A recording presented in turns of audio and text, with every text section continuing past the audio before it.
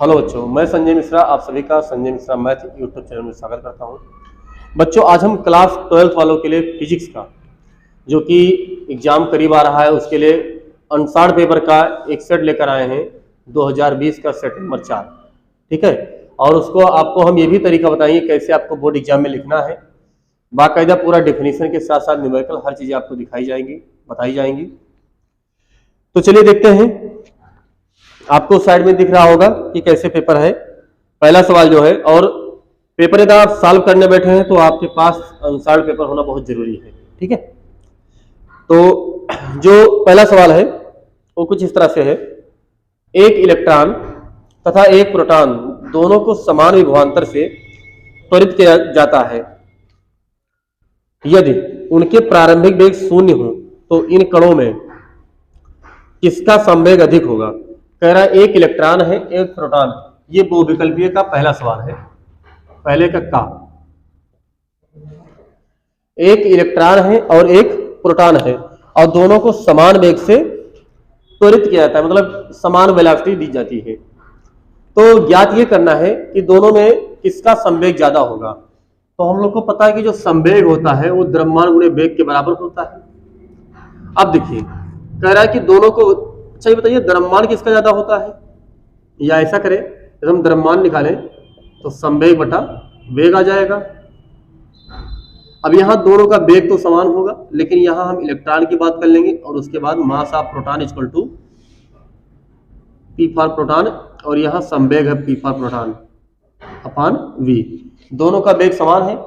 हम लोग को यह पता है कि इलेक्ट्रॉन का जो द्रव्यमान होता है वो कम होता है और प्रोटॉन का द्रव्यमान ज्यादा होता है, यानी मास of proton greater then mass of electron. कितना होता है? मास ऑफ प्रोटॉन होता है 1.67 into 10⁻27 kg। Mass of electron होता है 9.1 इंटू 10⁻31 kg। इतना होता है। ठीक है, अब मास ऑफ प्रोटॉन की वैल्यू क्या है? संवेग of proton upon V is greater than संवेग of E on V. V से बी कैंसिल आउट। इसका मतलब क्या निकल रहा है बाबू कि जो मोमेंटम है, संवेग है, वो प्रोटॉन का ज्यादा होगा। क्यों? क्योंकि प्रोटॉन का द्रव्यमान ज्यादा है, इलेक्ट्रॉन का कम है। तो ये बहुविकल्पीय का खंड आ का पहला सवाल था जो कि 1 नंबर का है। ठीक है, ये सन 2020 का सेट नंबर 4 का हम लगवा रहे हैं। ठीक है, तो इसमें आपको पहला ऑप्शन है इलेक्ट्रॉन की गतिज ऊर्जा अधिक होगी। फिर लिखा है प्रोटॉन का वेग अधिक होगा। सॉरी, दोनों को समान विभवांतर से त्वरित किया जाता है। हमने समान वेग कर दिया बाबू, ये बात यहां पर मिस्टेक हो गई है। समान वोल्टेज दिया जाता है। अगर समान वोल्टेज देंगे तो दोनों का वेग क्या होगा? समान होगा। कैसे? इधर देखो, यदि हम ऊर्जा निकाले तो आवेश गुणे विभव इक्वल टू हाफ mv² होगा या नहीं होगा? अब यदि वोल्टेज समान है तो दोनों की एनर्जी क्या होगी? समान। यानी टोटली डिपेंड करेगा किस पर? द्रव्यमान पर डिपेंड करेगा। जिसका द्रव्यमान ज्यादा होगा उसका संवेग ज्यादा होगा। इसीलिए प्रोटॉन का संवेग द्रव्यमान ज्यादा है तो, और इलेक्ट्रॉन का कम है, तो इसी का संवेग भी ज्यादा होगा किसके तुलना में? इलेक्ट्रॉन की तुलना में। ठीक है, बस आप यहां से ऐसे जब वोल्टेज समान दिया जाएगा तो समान वेग से त्वरित होगा ना, तो गतिज ऊर्जा तो समान हो जाएगी। अब बचा मास। अब जिसका मास ज्यादा होगा उसका संवेग होगा, क्योंकि संवेग बराबर क्या होता है? द्रव्यमान गुणे वेग। ठीक है, ये आपको एग्जाम में इसको लिखकर तो थोड़ी आना है, आपको ये मालूम होना चाहिए कि कौन सा ऑप्शन चूज करना है हमें। तो यहां द्रव्यमान से सीधा कनेक्ट करेंगे और तुरंत हमें मालूम चल जाएगा कि प्रोटॉन का संवेग अधिक होगा। चलिए खा नंबर देखते हैं। दूसरा लिखा है विद्युत वाहक बल E का एक सेल प्रतिरोध कैपिटल R के सिरों से जुड़ा है। यदि सेल का टर्मिनल विभवांतर V हो तो सेल का आंतरिक प्रतिरोध ज्ञात कीजिए। खा नंबर देखिए इसका पहले का। एक रिलेशन हम लोग को पता है, जो विद्युत वाहक बल होता है वो V प्लस IR के बराबर होता है। हमें क्या निकालना है? आंतरिक प्रतिरोध निकालना है। लेकिन कैपिटल R दे रखा है तो हम देख सकते हैं कि कैपिटल R दे रखा है तो I बराबर E अपान टोटल प्रतिरोध, यह हो जाएगा। अब I की वैल्यू पुट कर देंगे तो V प्लस E अपान R plus small r into capital R।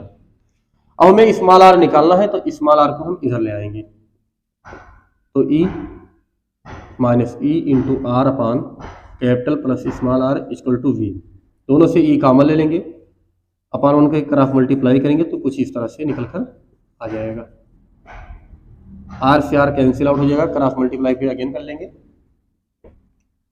तो देखेंगे कि ई इंटू आर बराबर V into R plus V into small R. Small R निकालना है, इसको रोक लीजिए, बाकी इसको इधर डाल दीजिए, तो E into capital R minus V into capital R equal to V into small are.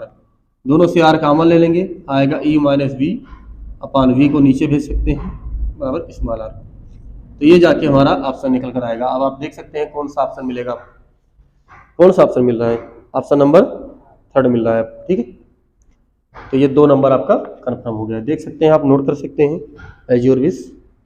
टिक लगवाना है हम बता दिए, ओके। चलिए आगे देखते हैं।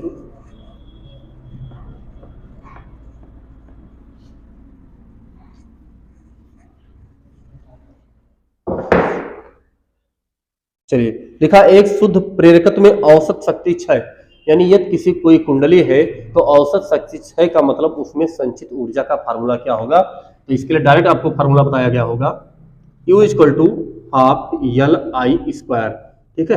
तो आप देख सकते हैं कौन सा ऑप्शन आपको मिल रहा है, पहला मिल रहा है, ठीक है। दूसरा कह रहा है घ नंबर कह रहा है इसका अगला सवाल, एक इलेक्ट्रॉन n बराबर 2 कक्षा से n बराबर 4 कक्षा में अपनी स्थिति परिवर्तित करता है यदि आर रेडवर्ग नियतांक हो तो इसमें संलग्न तरंगैल, एक फार्मूला आपने पढ़ा होगा 1/λ equal to r in bracket 1/n1 square minus 1/n2 square, पढ़ा है, ठीक। अब ये कह रहा है कि कोई इलेक्ट्रॉन है अपनी दूसरी कक्षा से चौथी कक्षा में मूव कर जा रहा है, तो उस समय जो प्रकाश निकलेगा, किरणें निकलेंगी, उनकी तरंगदैर्घ्य क्या होगी। तो इसके लिए फार्मूला ये होता है, अब देखो लैम्डा इक्वल टू आर, पहली कक्षा जिनसे जा रही हो 2 का स्क्वायर माइनस 4 का स्क्वायर 1/λ इक्वल टू आर 1/2 का स्क्वायर 4 का स्क्वायर 16, यहाँ 16 को एलसीएम लेंगे तो 4 चौक 16, 4 बचेगा, उस 4 एकम 4, 16 एकम 16 1 आया, उस 1 एकम 1, कैपिटल आर इन ब्रैकेट 3/16। लेकिन हमें दोनों तरफ तो पलटना पड़ेगा ना, तो लैम्डा बराबर 16/3r। देख लीजिए कौन सा ऑप्शन मिल रहा है आपको, ऑप्शन नंबर सेकंड, इसमें सेकंड सही है, ठीक है। चलिए अगला नंबर देखते हैं, लिखा है निम्नलिखित में से कौन सी तरंग विद्युत चुंबकीय तरंग है। विद्युत चुंबकीय तरंग कौन सी, ध्वनि तरंग है। आप बताइए ध्वनि तरंगों के चलने के लिए माध्यम की आवश्यकता होती है और विद्युत चुंबकीय तरंगों को चलने के लिए माध्यम की आवश्यकता नहीं होती, यानी पहला नहीं हो सकता है। दूसरा है ऊष्मा तरंगे, हाँ ऊष्मा तरंगे जो होती हैं इनको चलने के लिए माध्यम की आवश्यकता नहीं होती है, यानी जो ऊष्मीय तरंगे होती हैं ये विकिरणों के माध्यम से चलती हैं, किरणों के रूप में चलती हैं, यानी यही विद्युत चुंबकीय तरंगे हैं। तो बाबू इसका ऑप्शन नंबर कौन सा सही होगा, सेकंड इज करेक्ट। फिर अगला सवाल देखिए, लिखा है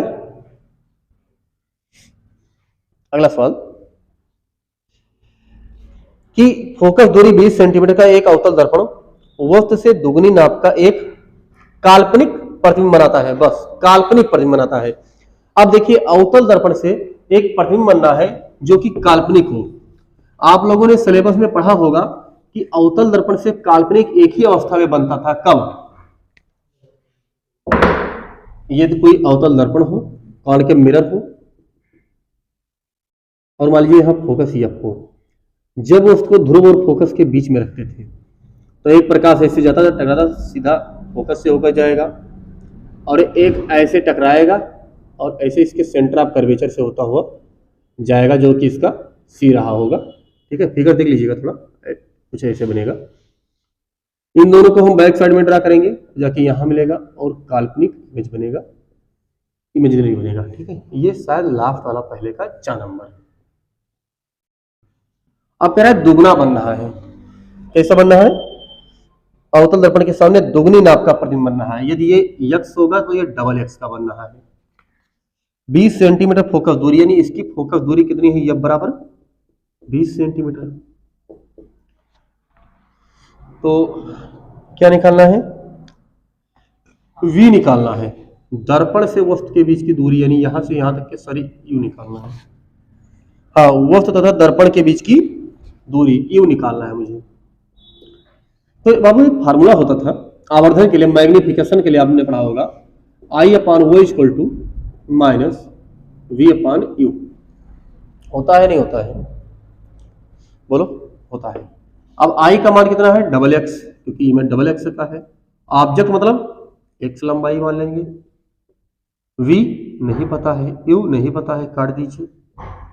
तो यहां से मुझे तो u निकालना है ना, तो v का मान यहां से निकाल लीजिए, v बराबर 2u, वो भी माइनस में 2u आ जाएगा। अब देखिए हमें पटन की दूरी मिली, फोकस दूरी क्या है, -20 सेंटीमीटर। माइनस क्यों लेंगे, क्योंकि ये इस साइड में है और इस साइड में माइनस रहते हैं। अब देखिए फार्मूला क्या लगेगा, ध्यान रखिएगा दर्पण है और दर्पण के लिए जो फार्मूला लगता है उसमें बीच में प्लस होता है।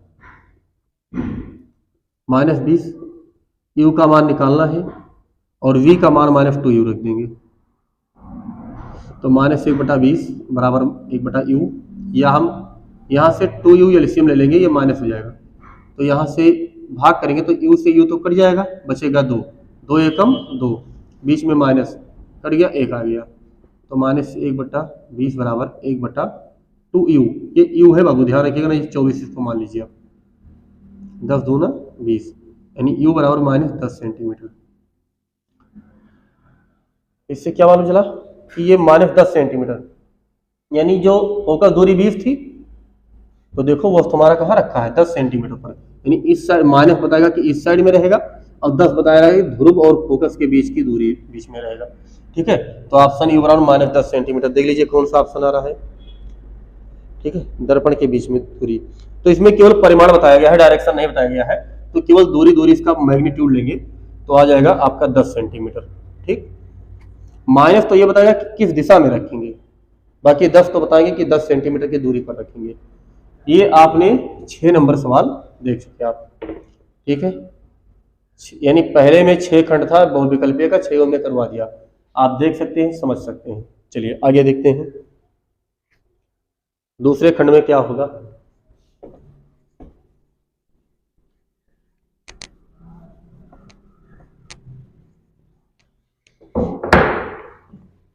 चलिए दूसरे खंड का शायद क्वेश्चन पहला है,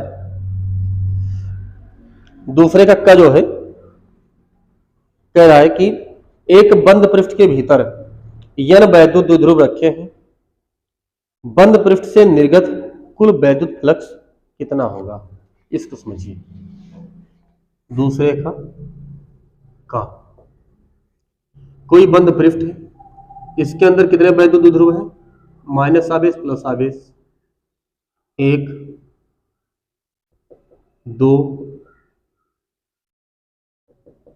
3, चाहे जितने हो। आप ये बताइए, ये कोई भी वैद्युत द्विध्रुव होगा प्लस क्यू और माइनस क्यू, 2 आवेश जरूर होगा। वैद्युत द्विध्रुव क्या होता है, परिमाण में समान तथा प्रकृति में विपरीत 2 अल्पतम दूरी पर रखे आवेश को वैद्युत द्विध्रुव कहते हैं। जितनी बल रेखाएं प्लस से निकलेंगी उतने माइनस में चली जाएंगी। ठीक, इसका मतलब क्या हुआ कि जितने भी वैद्युत द्विध्रुव थे उनसे निकलने वाली कोई वैद्युत बल रेखाएं ही नहीं थी।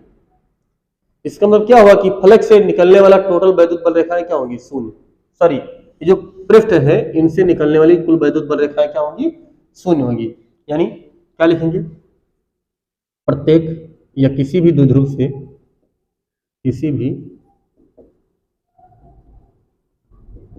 से निकलने वाली बल रेखाओं की संख्या 0 होती है, अतः पृष्ठ से निकलने वाले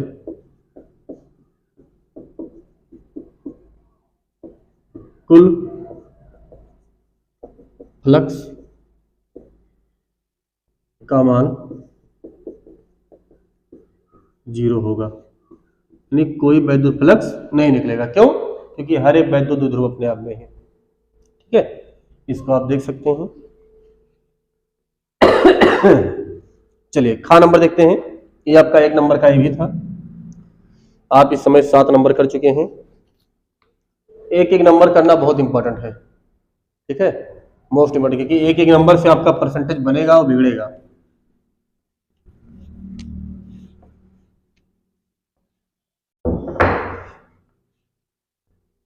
चलिए खा नंबर सवाल है दूसरे का खा। करा एक समतल विद्युत चुंबकीय तरंग में दोलित चुंबकीय क्षेत्र यानी बी बराबर दे रखा है 8 गुणे 10 की घात -6 इन ब्रैकेट साइन 2 इंटू 2 पाई गुणे 10⁻11 प्लस 11 टी दे रखा है प्लस 300 पाई एक्स ये दे रखा है। फिलहाल पाई यहाँ है नहीं, ये गलती से आपके अनुसार में लिखा है, हमने दूसरे से देखा तो ये नहीं था इसमें, या 2 गुणे 10 की घात 11 पाई इंटू टी लिखा है, पाई नहीं है। कह रहा है कि दोलित का वैद्युत क्षेत्र निकालना है, ई कितना होगा। यदि केवल वैद्युत क्षेत्र निकालना तो वैद्युत क्षेत्र, लेकिन ये भी पूछ सकता है इस सवाल में कि इससे निकलने वाला तरंगदैर्घ्य कितना होगा। तो तरंगदैर्घ्य के लिए हम इसकी तुलना करते हैं। मैं आपको इस तरह बता रहा हूं, b बराबर b0 sine omega T plus के एक्स से, और के मैं जब तुलना करूंगा तो के एक कांस्टेंट है। क्या है? कांस्टेंट है। के का मान होता है 2 पाई अपॉन लैम्डा, और के का यहां मान देखें तो 300 पाई है, बराबर 2 पाई बटा लैम्डा। पाई से पाई मर जाएगा, लैम्डा बराबर 1/150 मीटर तरंगदैर्घ्य निकल कर आ जाएगा। ठीक, लेकिन तरंगदैर्घ्य नहीं पूछा इसने। ये पूछा होता तो हम ये करते हैं, तो इसको तो पूछा ही नहीं, तो बेकार में नहीं कि मतलब बता दिया। आप चाहो तो आगे कर सकते हो, या कोई सवाल आएगा तो ऐसे लगा लेंगे। ठीक, देखिए अब हमें निकालना है वैद्युत क्षेत्र। यदि मैं केवल इसको पकड़ लूं तो इसको B0 कह सकता हूं, 8 गुणे 10 की घात -6 टेस्ला कह सकते हो आप। ठीक, हमें निकालना क्या है? E0। E0 क्या होता है? C into V0। ये तो फॉर्मूला पता होगा। अरे कहीं कहीं ऐसा रहता नहीं है कि E0 अपान V0 बराबर C। C क्या है? निर्वात में स्पीड ऑफ लाइट है, वैक्यूम में 3 गुणे 10 की घात 8, इसका मान होगा 8 गुणे 10 की घात -6, 8 त्रिक 24 गुणे 10 की घात 8 में से 2। ये क्या आ गया? वैद्युत क्षेत्र का अधिकतम आयाम आ गया। अब हमें क्या निकालना है? समीकरण निकालना है, इक्वेशन। तो इक्वेशन क्या होगा? इक्वेशन E बराबर E0 sine omega T plus के एक्स होगा। ये जो जितने टर्म है ये तो कांस्टेंट रह जाएंगे, केवल बदलेगा क्या? E का मान। तो E बराबर 24 गुणे 10 की घात 2 साइन 2 गुणे 10 की घात 11 टी प्लस 300 पाई एक्स, ये आ जाएगा। ठीक है, ये आप देख सकते हो, ये आपका आंसर निकल कर आएगा। दूसरे का खा नंबर रहा, जो कि ये भी एक ही नंबर का सवाल था। ठीक है, देख रहे हो एक एक नंबर के लिए कितना मेहनत है। चलिए अगला है, बहुत प्यारा सवाल है, बड़ा गजब का सवाल है। ये भी न्यूमेरिकल आपको दिख रहा होगा कि कैसा है। ठीक है, चलिए मिटा रहा हूं इसको, नोट हो गया। 1 2 3 ओके।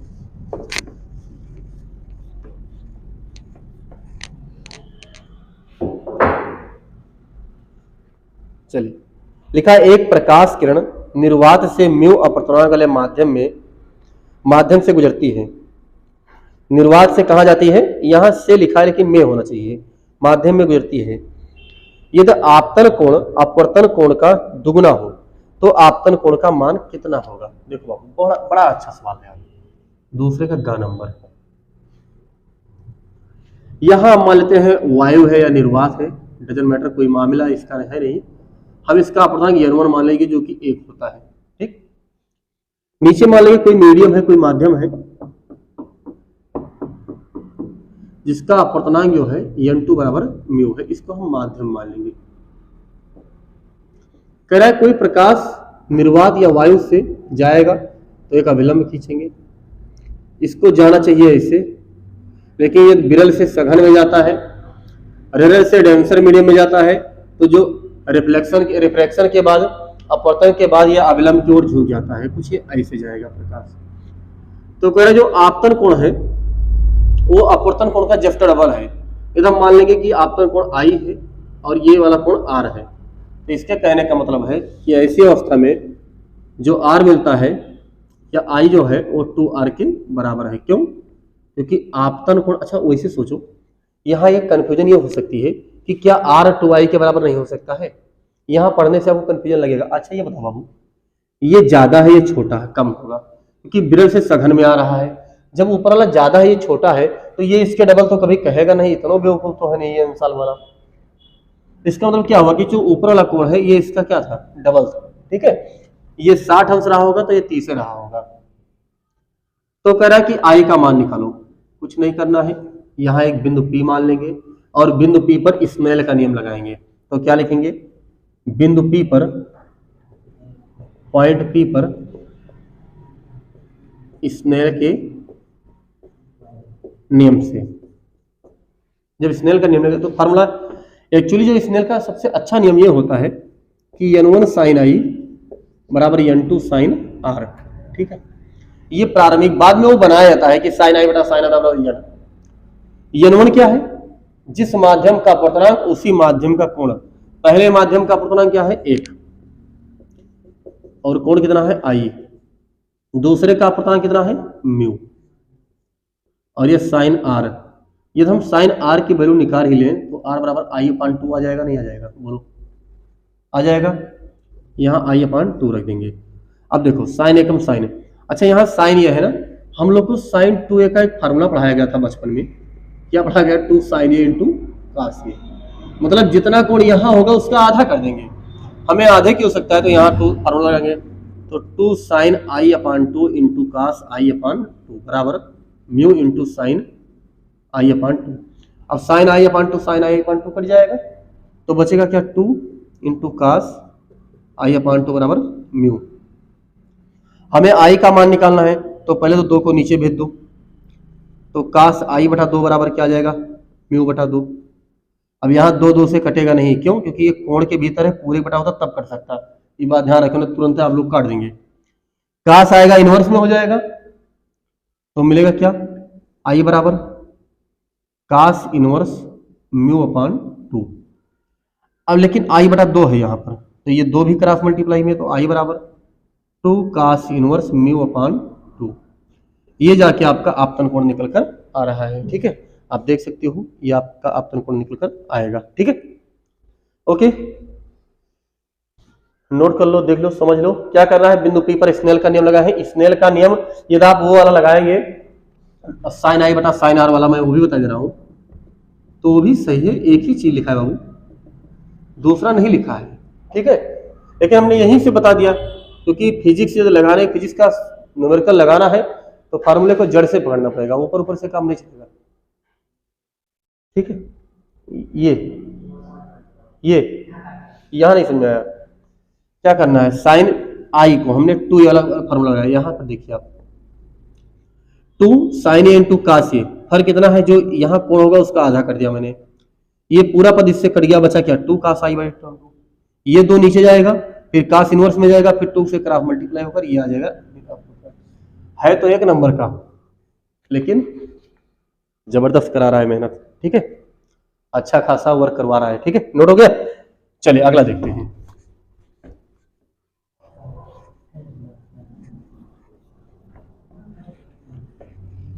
टाइम पर मत जाओ, चलने दो, टाइम पर मत जाओ, टाइम तो लगेगा ही।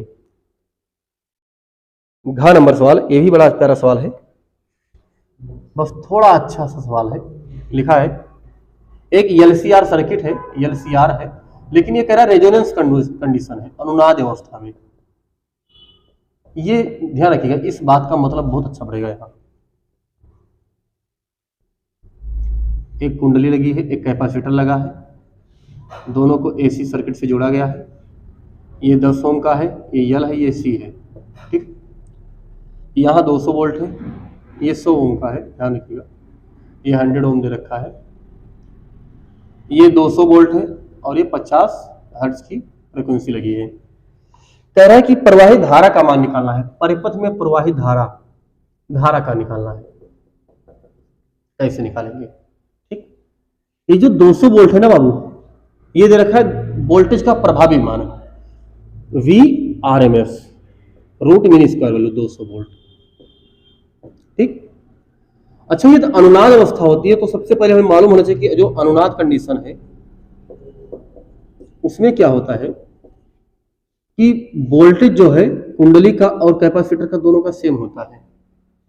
इसका मतलब ये हुआ कि I इंटू इसका प्रतिरोध क्या होता है, XL,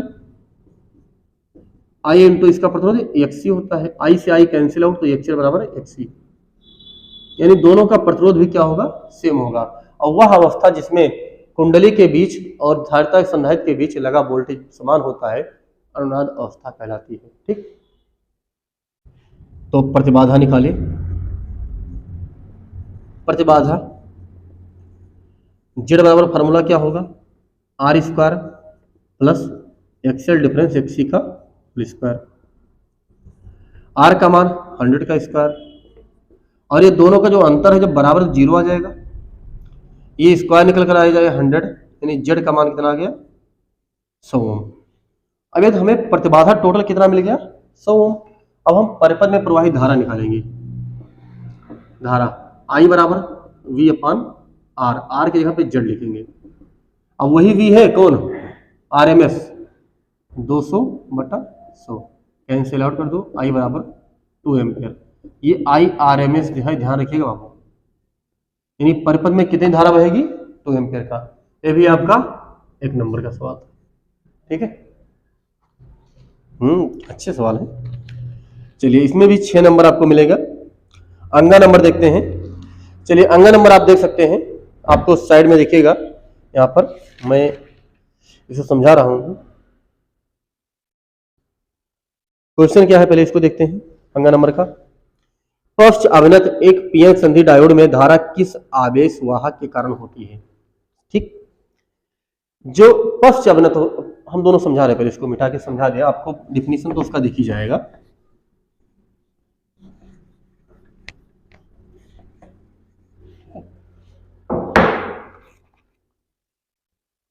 देखिए 2 क्षेत्र होते हैं, एक एन टाइप, एक यहाँ एक अवक्षय परत होती है, ये पी टाइप, ये एन टाइप। पश्च अभिनत का मतलब ही हुआ कि पी वाले को नेगेटिव से जोड़ दो और इसको पॉजिटिव से जोड़ दो, तो जितने इसमें बहुसंख्यक वाहक कोटर होंगे यानी होल होंगे, क्या होंगे, होल, वो इधर आ जाएंगे। और जितने इसमें अल्प बहुसंख्यक वाहक इलेक्ट्रॉन हो रहते हैं ये इस साइड में आ जाएंगे। क्यों, क्योंकि ये पॉजिटिव डायरेक्शन पा जाएंगे और ये नेगेटिव वोल्टेज पा जाएंगे। तो जो भी धारा इसमें, पहले नंबर तो धारा अधिक प्रवाहित ही नहीं होगी, ये थोड़ा बहुत भी होगा तो वो अल्पसंख्यक वाहक के कारण होगा। ठीक, तो इसका आंसर क्या निकल कर आएगा कि पश्च अभिनत एक पीएन संधि डायोड में जो धारा होती है वो अल्पसंख्यक वाहक के कारण प्रवाहित होती है। किसके कारण प्रवाहित होती है, केवल पूछ रखा है कि धारा किस आवेश के कारण प्रवाह, में केवल रीजन बताना है। तो इसमें अल्पसंख्यक जो आवेश वाहक होंगे उन्हीं के कारण क्या होगी, करंट प्रवाह फ्लो होगी। ठीक है, चलिए आगे देखते हैं। चलिए 4 नंबर इसका देखते हैं क्या है। 4 नंबर आप देख रहे होंगे, दे रखा है कि एक प्रोटॉन तथा अल्फा कण समान विभवांतर से त्वरित किया जाता है। यदि उनका वेग क्रमशः बीपी व बी अल्फा हो तो बीपी तथा बी अल्फा में रिलेशन फाइंड आउट करना है कि कैसे इनके में रिलेशन होगा। तो सबसे पहले हम लिख लेते हैं, ये दूसरे का लास्ट वाला है, जो कि इसको करने के बाद हम 12 नंबर कर चुकेंगे, 6 इसका और 6 पहले वाले का। हम सबसे पहले लिखेंगे गिवन दैट, क्या दे रखा है। अच्छा, मास ऑफ प्रोटॉन कितना होता है, मान लेते हैं m, तो मास ऑफ अल्फा कण 4 × m। क्यों, क्योंकि जो अल्फा कण का द्रव्यमान होता है वो प्रोटॉन के अल्फा कण का जो मास होता है, द्रव्यमान होता है, वो प्रोटॉन के द्रव्यमान का 4 गुना होता है। ठीक, यहां जो आवेश की बात हम कर लेंगे, आवेश की यदि हम बात करें तो प्रोटॉन का जो आवेश होगा यदि हम E मान लेते हैं प्लस E, तो अल्फा कण का क्या हो जाएगा 2 + 2e हो जाएगा। ठीक है, अब हमको एक चीज पता है कि जो एनर्जी होती है ½ mv², ये आवेश इंटू विभव के बराबर होती है। ठीक, आवेश इंटू विभव के बराबर होती है। अच्छा, इसको आप मत हटाइएगा, ध्यान रखिएगा कि जो उनके विभवांतर समान विभव से, यानी वोल्टेज दोनों में क्या है, समान है। यदि हम पहले अल्फा कण की बात करें या प्रोटॉन के लिए, पी के लिए, तो आवेश प्रोटॉन का हमने प्लस ही माना है, वोल्टेज दोनों में समान है, मास हमने प्रोटॉन का कितना रखा है, mp इंटू वेग क्या होगा, bp², समीकरण 1 मान लेंगे। ठीक, अब हम अल्फा, अच्छा mp का मान कितना है, m e into V equal to 1/2 into m into bp², समीकरण 1 बना लेंगे। अब हम अल्फा कण के लिए करेंगे, अल्फा कण के लिए फिर क्या होगा, जहां आवेश E है वहां मुझे आज जो आवेश रखना होगा वो अल्फा कण का रखना होगा, यानी 2e।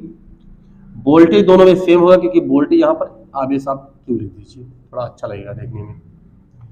हाफ, यहाँ देखिए हमें द्रव्यमान किसका रखना होता है, जो कण हमने लिया है उसी, तो अल्फा लिया, तो अल्फा का द्रव्यमान क्या होगा, होरियम होगा, मैं डायरेक्ट रख रहा हूँ। और वेग हमने मान लिया कि इसका α², समीकरण 2। अब क्या करना है, समीकरण 1 को 2 से भाग कर दीजिए, समीकरण 1/2 से, E into V upon 2e into V equal to 1/2 m bp² upon 1/2 होरियम इंटू वी α²। हाफ से हाफ कट गया, m से m मर गया, यहाँ से q, e से e भी कट गया, तो 1/2 बराबर bp² अपान 4 वी α²।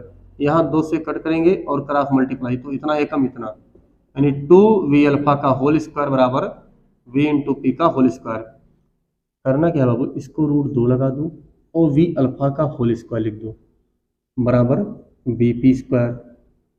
स्क्वायर से स्क्वायर कट जाएगा, जो रिलेशन आएगा velocity of proton equal to √2 times of the velocity of alpha particle.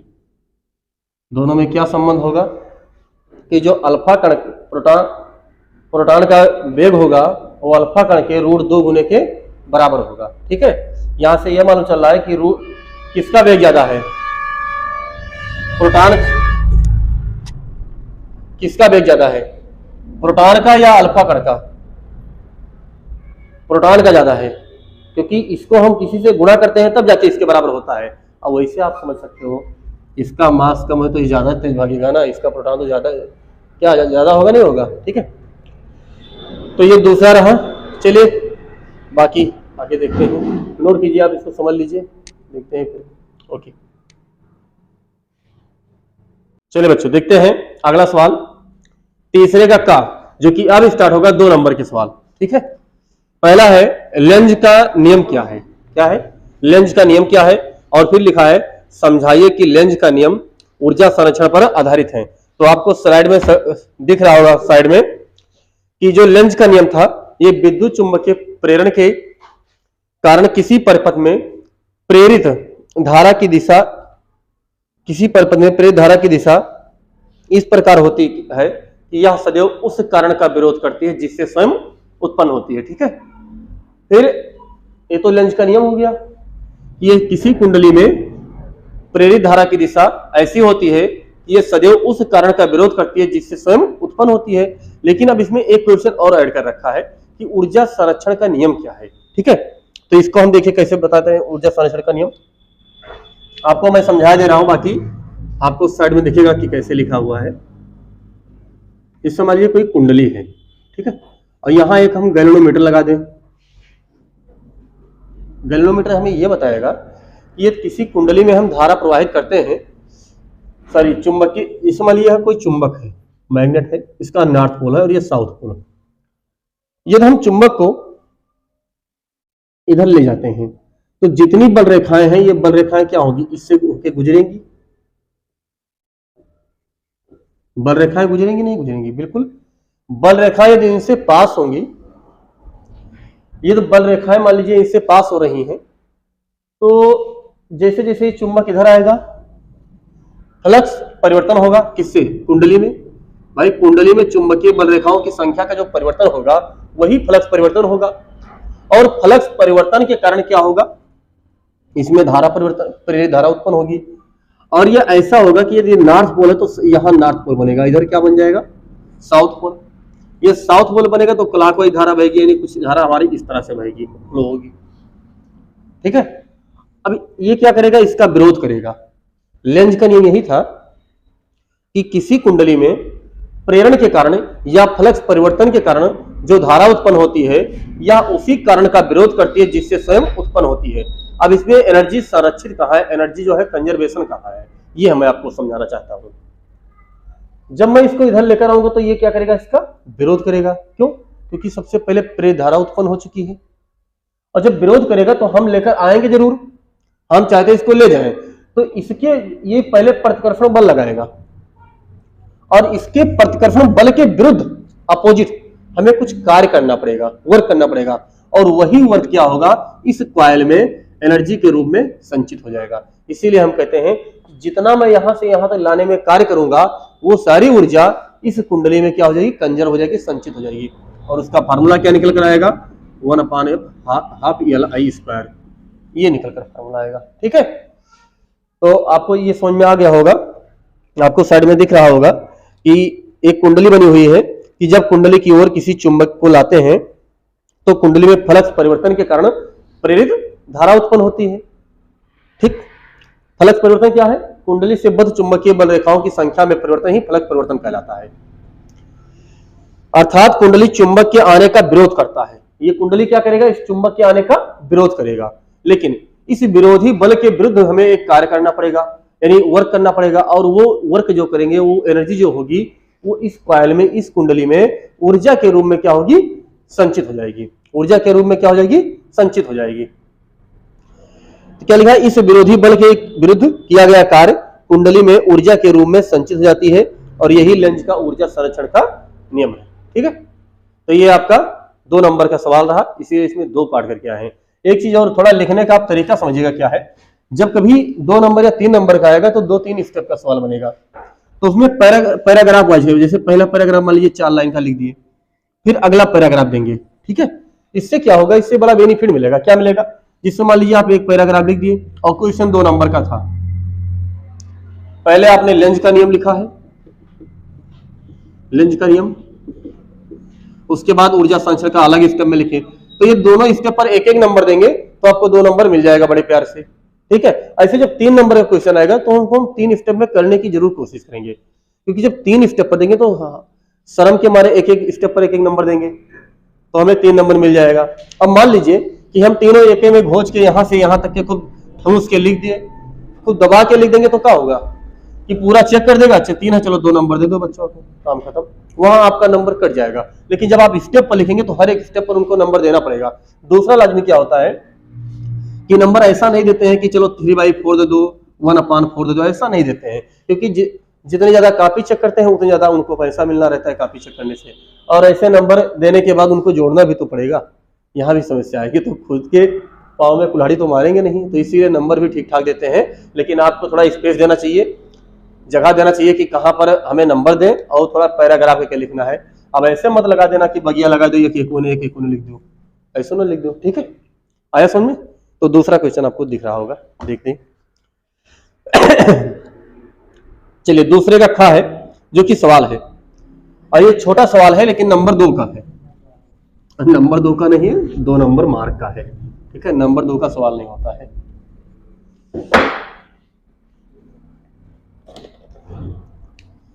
चलिए देखते हैं तीसरे का खा नंबर।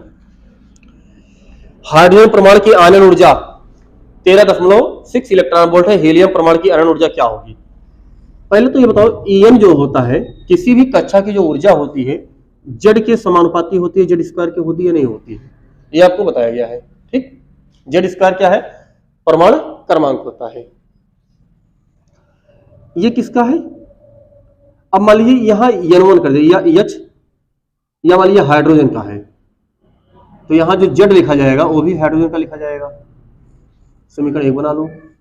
यहाँ एनर्जी ऑफ हीलियम समानुपाती एनर्जी ऑफ परमाणु क्रमांक हीलियम का स्क्वायर कर दो, समीकरण 2। अब समीकरण 1 और 2 से डिवाइड कर दो 1:2 से, ठीक है, 1:2 से। थोड़ा इसमें इंक डाल दो, डालो। तो E H upon E H E equal to, अब यहां समानुपाती का जब हम रेशियो निकालेंगे तो जो भी नियतांक आएगा वो आपस में कैंसिल आउट हो जाएगा। तो Z H square upon Z H E square हो जाएगा।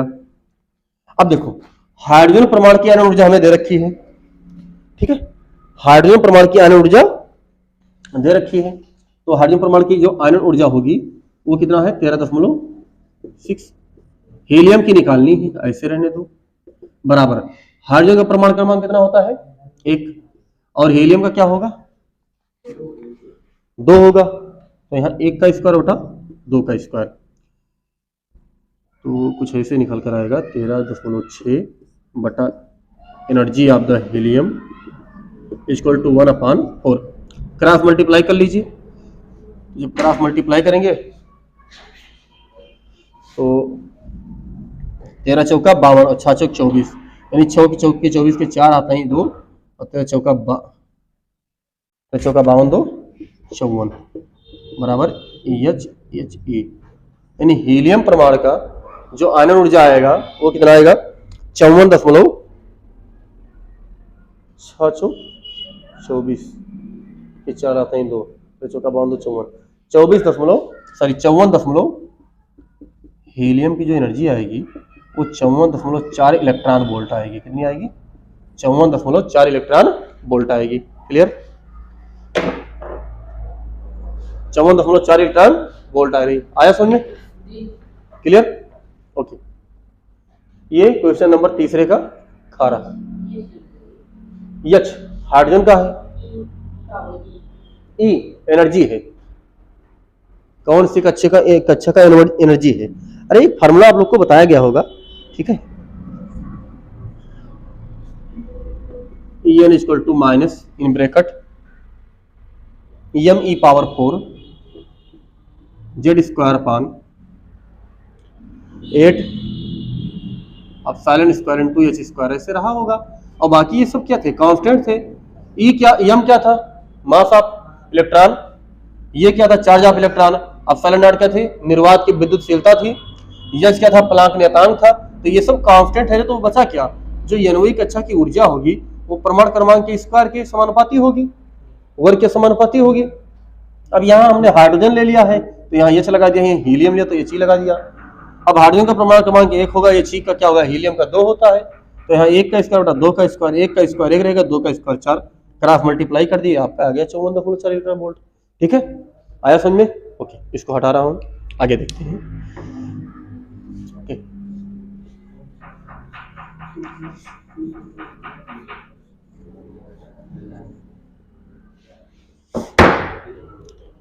चलिए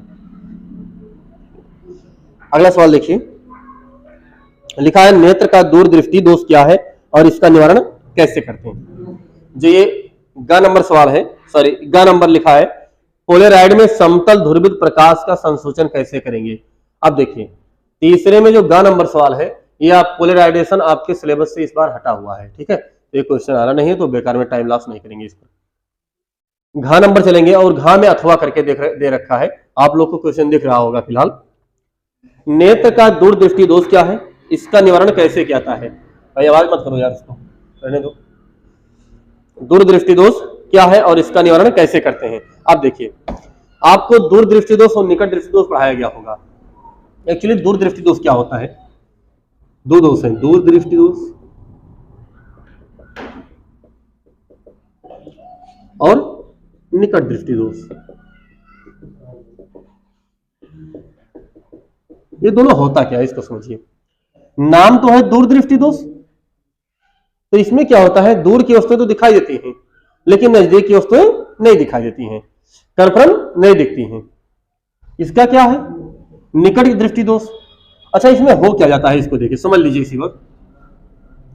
जैसे मान लीजिए किसी का नेत्र गोलक है कुछ इस तरह से और यहां पर लेंस लगा है।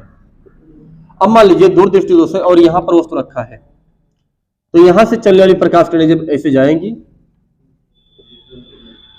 यहां पर ऑब्जेक्ट रखा है, तो जाने के बाद ये मान लीजिए ऐसे चली गई और ये ऐसे चली गई।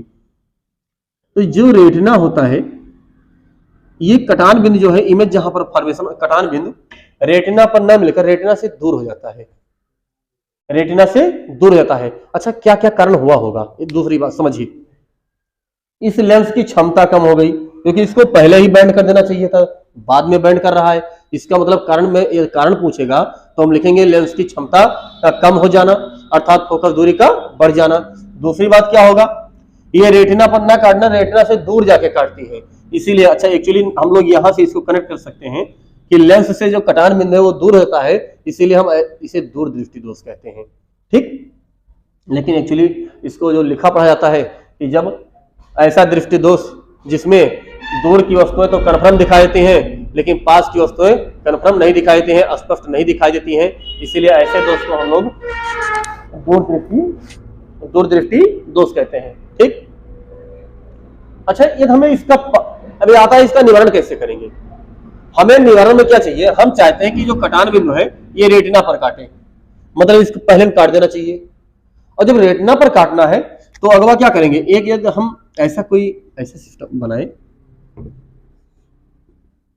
ये मान लीजिए नेत्र लेंस है, आगे इसी तरह से एक लेंस और रख दें, तो ये प्रकाश किरणें ऐसे गई, उसके बाद ये पैरेलल हो जाएंगी, मान लेते हैं, ठीक।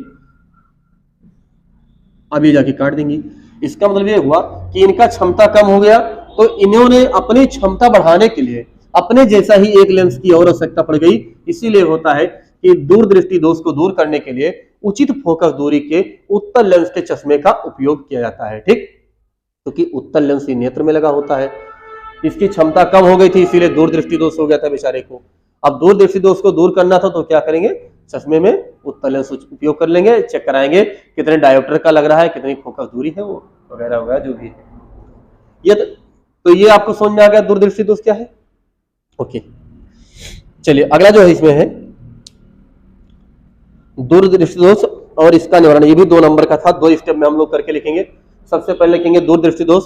आपको बगल में डिफिनीशन दिखेगा कि इस दोष में नेत्र को दूर की वस्तुएं तो स्पष्ट दिखाई देती हैं, परंतु पास की वस्तुएं स्पष्ट नहीं दिखाई देती हैं, ठीक। अर्थात नेत्र का निकट बिंदु 25 सेंटीमीटर से अधिक दूर पर हो जाता है। जो इसका निकट बिंदु होता है, यानी जहां पर रख के दिखता है, वो 25 सेंटीमीटर पर ना होकर थोड़ा दूर हो जाता है, ठीक। अतः पुस्तक को पढ़ने के लिए 25 सेंटीमीटर से अधिक दूरी पर रखनी होती है। यदि हमें पुस्तक पढ़ना है तो 25 सेंटीमीटर से अधिक दूर करेंगे। अब इसके निवारण क्या होता है, इस दोष को दूर करने के लिए उचित फोकस दूरी के उत्तल लेंस के चश्मे का उपयोग करेंगे, क्योंकि ये इसका पावर सेम कर देगा और एज काटने जहां पर थोड़ा दूर काटा था वो उसके पहले काट देगा। और जब कटान बिंदु रेटिना पर बन जाएगी तो रेटिना पर बना हुआ प्रतिबिंब बिल्कुल कन्फर्म दिखाई देगा, ठीक है।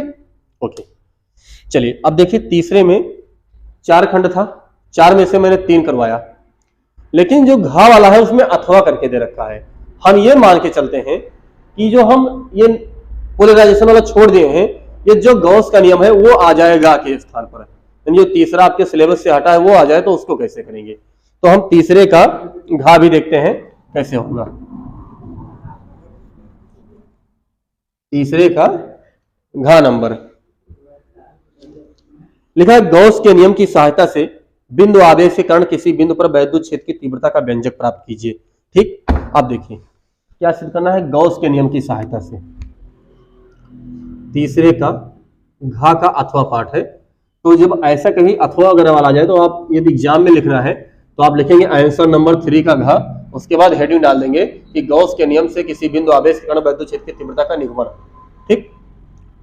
तो हेडिंग वगैरह डाल लेंगे आप कि गॉस के नियम से किसी बिंदु आवेश के कारण वैद्युत क्षेत्र की तीव्रता का निगमन।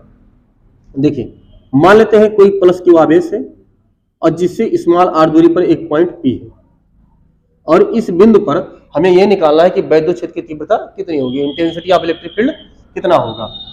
तो क्या करेंगे, हम सबसे पहले मानेंगे माना प्लस क्यू आवेश से स्मॉल आर दूरी पर एक बिंदु P है जिस पर आवेश के कारण विद्युत क्षेत्र की तीव्रता ज्ञात करनी है। ठीक, ये निकालेंगे। अब गॉस का नियम लगाने से सबसे पहले हम क्या करते थे कि जिस बिंदु पर हमें गॉस विद्युत क्षेत्र की तीव्रता निकालना हो, एक हम गॉसियन पृष्ठ खींचेंगे और वह गॉसियन पृष्ठ, कंडीशन है वह गॉसियन पृष्ठ जो बिंदु स्रोत हो, आवेश का जो सोर्स हो, जहां से विद्युत बल रेखा निकले उसके सममित यानी सिमेट्री होनी चाहिए। दूसरी बात गॉसियन पृष्ठ बिंदु P से होकर गुजरना चाहिए।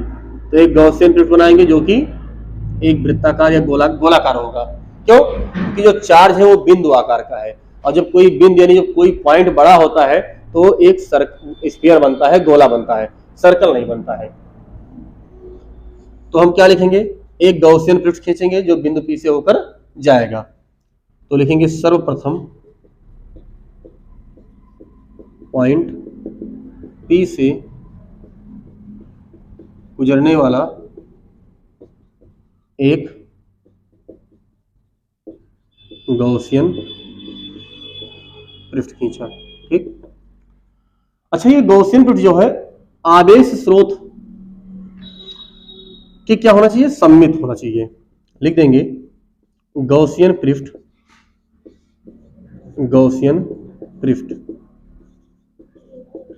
आवेश स्रोत के सममित है, सिमेट्री है। कैसे है? गोलीय है। कैसे है? गोलीय है। अच्छा दूसरी बात, इसके प्रत्येक अनुप्रस्थ जो क्षेत्रफल हो, छोटी छोटी एरिया ले लेंगे। मान लेते हैं यहाँ डी एरिया है, कितना है? Delta A.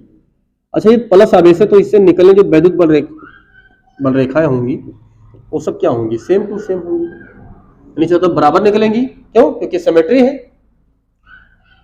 तो इस पृष्ठ पर जो बल रेखाएं होंगी वो क्या होंगी? इस तरह से होंगी कुछ।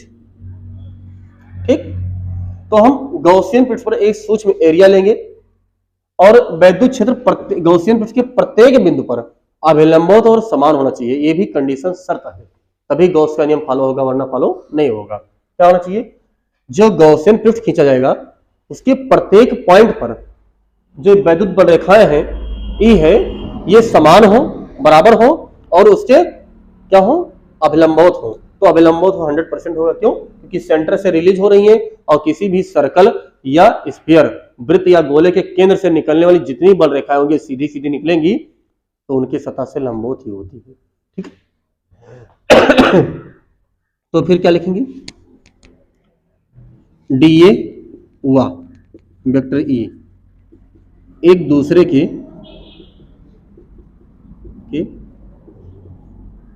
अनुदिश है। अगला पॉइंट लिखेंगे गॉसियन पृष्ठ के प्रत्येक बिंदु पर वेक्टर ई समान व लंबवत है। समान व लंबवत है। ठीक, अब हम निकालेंगे निकलने वाला विद्युत फ्लक्स गॉसियन पृष्ठ से गुजरने वाला। तो सबसे पहले छोटे से पार्ट, सूक्ष्म एरिया यानी सूक्ष्म भाग डीए से निकलने वाला फ्लक्स डी फाई होगा और डी फाई बराबर क्या हो जाएगा? ए इंटू डी ए। अब दोनों में वेक्टर है, यदि हम दोनों के cos थीटा ले लें और ये दोनों का दिशा डायरेक्शन सेम है तो यहाँ थीटा का मान क्या आएगा? 0 आएगा। तो यदि हम वेक्टर हटाएंगे तो A into D A cos theta आएगा और दोनों एक दूसरे के अनुदिश हैं। क्या है? एक दूसरे के अनुदिश हैं, लीनियर है, तो वहां थीटा का मान क्या होगा? 0 होगा। अगर हम थीटा का मान 0 रख देंगे बाबू, तो कास थीटा तो एक ही होता है ना, तो डी फाई बराबर ई इंटू डी ए होगा। अब हम लगाएंगे गॉस का नियम। गॉस का नियम क्या लगाते हैं? किसी बंद पृष्ठ से गुजरने वाला कुल वैद्युत फ्लक्स उससे बंधे हुए आवेश का 1/ε0 गुना होता है। गॉस के नियम से तो क्या था, जो टोटल फ्लक्स होगा वो Q/ε0 बराबर होगा। अब टोटल फ्लक्स हम कैसे निकालेंगे? इंटीग्रेशन ऑफ डी फाई को जोड़कर। अब डी फाई कैसे जोड़ेंगे? डी के जगह तो ई इंटू डी ए लिखेंगे बराबर Q/ε0। अब देखो, समाकलन उन्हीं का होगा जो छोटे छोटे पार्ट में बांटे गए, उन्हीं को तो जोड़ेंगे हम। अब बताइए, क्या मैंने ई को कभी छोटे छोटे पार्ट में बांटा? हमने कहा तो सब जगह समान है, तो बांटा किसको? सूक्ष्म एरिया डीए को बांटा, तो इन्हीं का समाकलन करूंगा। तो ई को बाहर कर लेंगे, integration of D A equal to Q/ε0। अब बताइए, यदि ये जो सरफेस है गॉसियन कैसा है? गोलीय है, और गोले का संपूर्ण पृष्ठीय क्षेत्रफल टोटल का योग कितना होगा? 4πr² होता है। तो E इंटू 4πr² बराबर Q/ε0। अब हमें E निकालना था, इनको सबको नीचे भेज दीजिए, तो इक्वल टू 1/4πε0 इकट्ठा कर लीजिए और Q/r²। ठीक है, ये किसी बिंदु आवेश के कारण वैद्युत क्षेत्र की तीव्रता का फार्मूला गॉस के नियम से प्रूव है। ठीक है, देख लीजिए, समझ लीजिए। समझ में आया होगा तो थोड़ा बहुत कमेंट कीजिएगा, लाइक कीजिएगा। ठीक है, तो ये अब बस जो ये 2020 का पार्ट 2020 का हम सेट नंबर 4 लगवा रहे थे, जिसमें मैंने आपको ये देखा जाए, ये तीसरे खंड का तीसरा सवाल, यानी तीसरे का यदि गा अपने सिलेबस में होता तो आज हम 20 नंबर का सवाल आप लोग को मार्क दे चुके थे, लेकिन ये हट गया। लेकिन तो घा में डबल सवाल मैंने करवा दिया है। हो सकता है वो ना आए तो उस तरह का आ जाए, और दोनों एक ही टॉपिक के भी नहीं है, वो अलग अलग टॉपिक के हैं, एक सेकंड पेपर का है, एक फर्स्ट पेपर का है, तो आ सकता है। ठीक है, तो ये पार्ट फर्स्ट में हमने आपको 20 नंबर करवाया है। जो अगला पार्ट हम देंगे आप लोग को, उसमें आगे के सवाल, आगे के जो न्यूमेरिकल होंगे, डिफिनीशन होंगे, उनको देने की कोशिश करेंगे। ठीक है, बस ओके, धन्यवाद।